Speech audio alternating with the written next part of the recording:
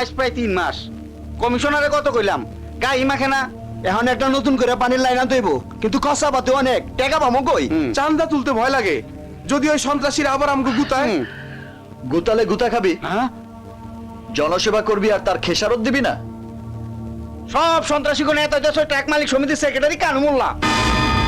কানু মোল্লা, কানু মোল্লা, কানু মোল্লা, এই নামটা শুনলে আমার মাথার ঠিক মাঝখানে আগুন জ্বলে। একজন অবৈধ ঠিকাদার, চোরা কারবারি, ট্রাক মালিক, যে ভাড়াটে সন্ত্রাসী দিয়ে মহল্লার বস্তিতে নানা রকম অসামাজিক কাজ করে, তাকে এখন পর্যন্ত দমন করতে পারলি না? তোরা কেমন সাহসী পুরুষ! আমি অনেক সহ্য করেছি, এবার কানু মোল্লাকে আমি সাইজ করব। আজ রাইতে বস্তিতে কানু মোল্লার মিটিং আছে, বস্তিবাসী গো সাপ্তাহিক মগজ ধুলাই হইব। ঠিক আছে, চল হাজী সাহেবের বাসায় যাই, বস্তিতে ফেন্সি ডিল বিক্রির ব্যাপারে তার সাথে আগে মিটিং করি। চল চল। রাজন্য, রাজন্য, বলো মা। কিছু বাজার সদাই পাঠিয়ে দিস। এক্ষুনি তোর আদিল মামা আর মামি আসবে, তারা এখানে খাবে। একটু ভালো মন্দ রান্না করতে হবে। হঠাৎ করে ভালো মন্দ রান্না, বিষয়টা কি? বিষয় তোকে বুঝতে হবে না, এখন তুই যা তো। মা, তুমি কোনো পাগলামি করছো না তো? ছেলে বড় হলে মারা একটু পাগলামি করে। সব না জেনে এমন কিছু করো না যার জন্য পরে দুঃখ পেতে হয়। আমি গেলাম। আসসালামু আলাইকুম মামা। আসসালামু আলাইকুম মামা। আসসালাম। কেমন আছো? আছি রে বাবা, মায়াবী ডাক্তার হয়ে বেরিয়েছে, এখন আমার আর কোনো টেনশন নেই। শুধু একটা স্বপ্ন আছে, সেই স্বপ্ন পূরণের চাবিকাঠি তোর মায়ের হাতে। এই শুরু করে দিলে বক বক। রিটায়ার করার পরে নতুন রোগে ধরেছে। তুই যা বাবা, যেখানে যাচ্ছিস যা। ওকে, খোদা হাফেজ। মিনু, তুই আমার দূর সম্পর্কের বোন হলেও কোনোদিন তোকে আপনের চেয়ে কম স্নেহ করিনি, রাজন্যকে নিজের ছেলের চেয়েও কম ভালোবাসা দেইনি। এখন এই বয়সে আমার একটাই স্বপ্ন, আমার মায়াবীকে তোর ঘরে পাঠিয়ে সম্পর্কটা আরো ঘনিষ্ঠ করি। আপা, মায়াবী আর রাজন্যকে মানাবে ভালো, ওরা সুখী হবে। আমার মেয়ে অন্যের ঘরে কেন যাবে? তুমি ওকে ছোটবেলা থেকে আদর যত্ন দিয়েছো, এখন ওকে ছেলের বউ করে নাও। ভাইজান, রাজন্য তো বাবা নেই, তুমি তোর গার্জেন, তুমি যা বলবে তা কি করে ফেলবো? যদি আমি মায়াবী আর রাজন্যর হাবভাব দেখে বুঝতে পেরেছি ওরা একে অপরকে পছন্দ করে। আলহামদুলিল্লাহ, তাহলে মায়াবী আমেরিকা যাওয়ার আগেই একটা পাকাপাকি করে ফেলি, কি বলিস? সব আল্লাহর ইচ্ছা। দে। কি দেবো? আরে আরে এই চা কেন, মিষ্টি খোল, মিষ্টি মুখ করি। রাজন্য কি আসন ইলেকশন করতে চায় নাকি? ওর মনের ইচ্ছাটা কি? কথা কও না কে? রাজন্য ভাই নিজের খাইয়া মহল্লার মানুষের উপকার করে। বড় গো কথার মধ্যে কথা কস কেন? বিলাহাজ এরপর থেকে রাজন্য গায়ে পইরা তোমাকে উপকার করতে আইলে কইবা হ্যাঁ থাকে বিল্ডিং আর এইটা হইছে মহল্লার বস্তি। হ্যাঁ এত মাথা ব্যথা কেন এই মহল্লার মানুষের লেগা? আইসে কোন হানকার জনদরদ।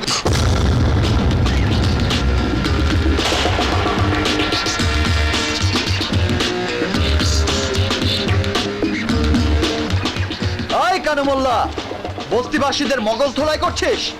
যত যাই করিস না কেন, তোর অবৈধ ফেন্সিডিলের ব্যবসা আর মহল্লায় সন্ত্রাসী কর্মকাণ্ড আমি তোকে করতে দেব না। আমি কানু মোল্লা, তোর মতো রাজন্যর হাতের কবজি আর পায়ের নলি কাইটা পাঞ্জাবির 2 পকেটে লয়ে ঘুরি। খবর রাখস। আমি ইউনিভার্সিটিতে পড়াশোনা শেষ করেছি, চাকরি বাকরি নাই। সবাই বলে আমার কোথাও চাকরি হয় না, কারণ আমার নাকি মাথা গরম। কিন্তু কথাটা ঠিক না, আমার মাথা ঠান্ডা। শুধু অন্যায়ের সাথে আপোষ করতে পারি না। এর মধ্যে তুই তোর ওই পোষা কুত্তাদের নিয়ে এখান থেকে চলে যাবি। যদি না যাস তাহলে তোর মাথার ঠিক মাঝখানে আমি ক্রিকেট স্ট্যাম্প দিয়ে এমন বাড়ি দেব যে তোর মাথা ফেটে নারকেলের মতো 2 ভাগ হয়ে যাবে। আমি তোকে মাথায় আবার বাড়ি দেব, আমি আবার অ্যারেস্ট হব, তুই হাসপাতালে, আমার জামিন হবে, তুইও বাসায় আসবি, আমি তোকে আবার মাথা ফাটাবো। এবার যা। 1 3 5।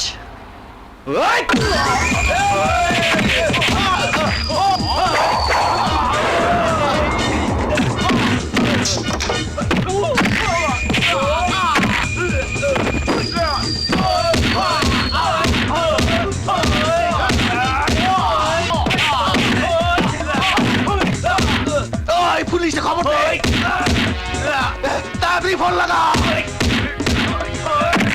পুলিশে খবর দে এ কেমন বিচার ওসি সাহেব? একটা লোক মহল্লায় সন্ত্রাসী পালে, ফ্যান্সি ডিলের ব্যবসা করে, উন্নয়নমূলক কাজে বাধা দেয়। আমি তার প্রতিবাদ করেছি, আর আপনারা ওর বদলে আমাকে ধরে হাজতে ভরে দিলেন। এই কানুমোল্লারা এই দেশটাকে ধ্বংস করে দিচ্ছে। আপনারা কি দেখেন না? ওসি সাহেব, বুঝতে পারছেন? এই দেশটা সোনার দেশ হবে যদি ওই কানুমোল্লা জাতীয় লোকদের দমন করতে পারেন, চাঁদাবাজি আর সন্ত্রাস বন্ধ করতে পারেন।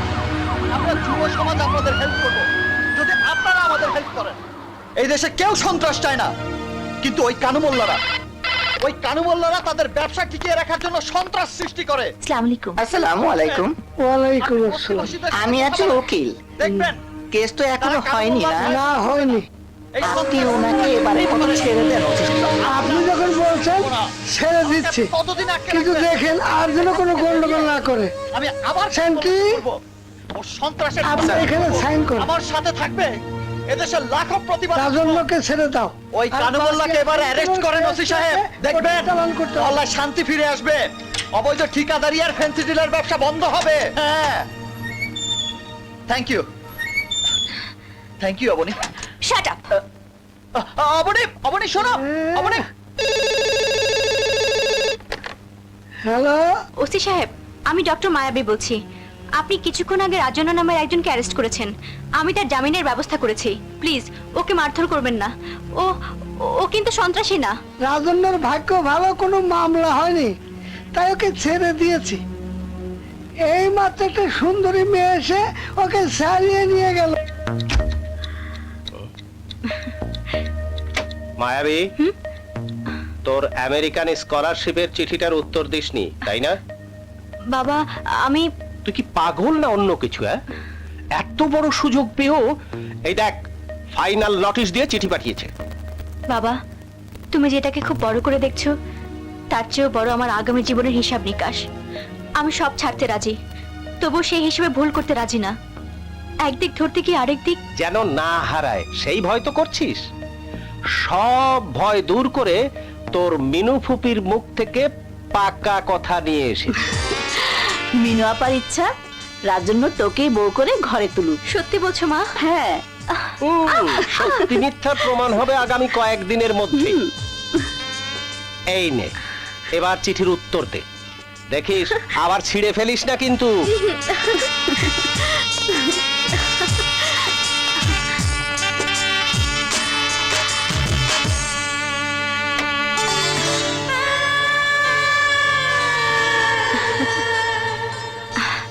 কি পারবে না 6 মাস বউ রেখে থাকতে?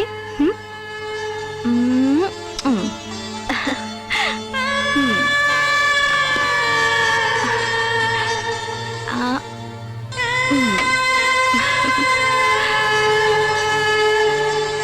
উম।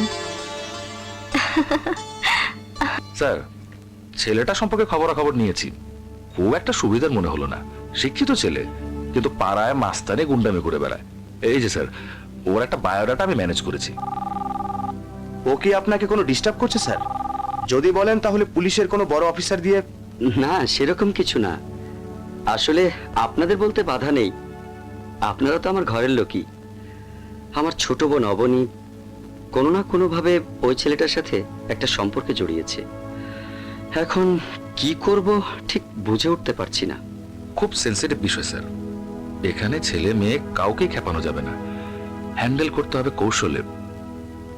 এ বিষয়ে আপনার যে কোনো হেল্প, আমি আছি sir. Thank you. Any time sir. ভাইয়া বলেছে 1 সপ্তাহ পরে দেখা করতে। আমারও সহ্য হচ্ছে না।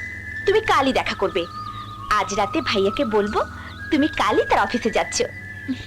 বিয়ে করবোটা কি? কেন? চেহারা দেখাবে, পারবে না? হ্যাঁ, এটা পারবো।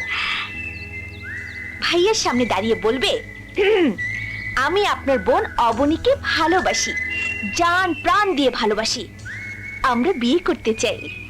জাত, ধর্ম, বর্ণ, টাকা, পয়সা কোনো কিছু আমাদের ভালোবাসার সামনে বাধা হয়ে দাঁড়াতে পারবে না।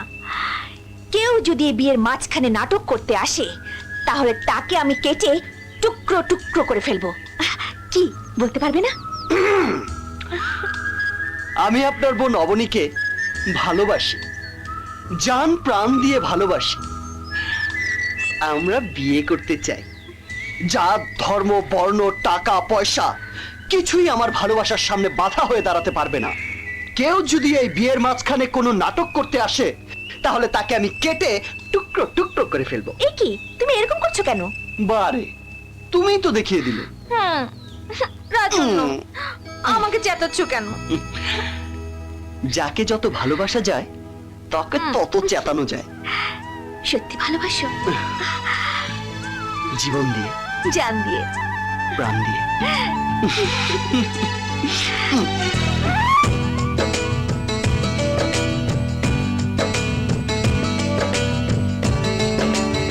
আর তাড়াতাড়ি নিয়ে আয়, এইখানে বস। বাবা, তুমি আমাকে ভালো মন্দের জন্য এত বছর ধরে লড়াই করতেছো, আর আইজোরা তোমার রক্তে জড়াইলো। চলো থানায়, চলো, তোমার রক্ত বৃথা যেতে দিমু না। চাচা, আমার মতো সাধারণ লোকের রক্তের কোনো দাম নেই। এই রক্ত শরীরে বৃথাই জন্মে, আবার বৃথাই নষ্ট হয়।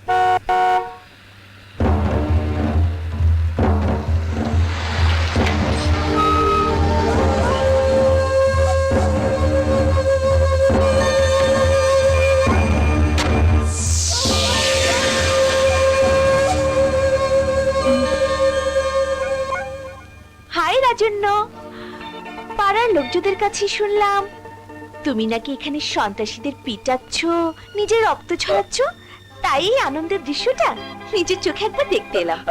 দেখো অবনী, ওরা আমার মাথা ফাটিয়ে। তোমার কি ধারণা আমি নাটক সিনেমার নায়িকাদের মতো নিজের ওড়না অথবা শাড়ির আঁচল ছিঁড়ে তোমার মাথায় বেঁধে দেব, চোখের পানিতে বুক ভাসাবো?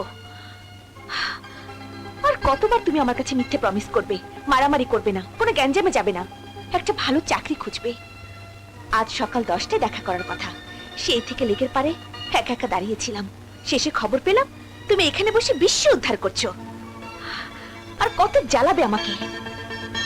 তুমি একাই সব বলবে, আমাকে কিছু বলতে দাও। তোমার কোনো কথাই আমি শুনবো না। আরে আমি আর কোনোদিন তোমার সাথে দেখা করব না। বেবি, তুমি কোনোদিন আমাকে ফোন করবে না। আরে ওই, তো ভয়ানক কেঁচা, এখন ভাবিকে ম্যানেজ করবি কিভাবে? সব জায়গায় জেদ করে জিতে চাই, শুধু ওই একটা জায়গায় তো হার মানি।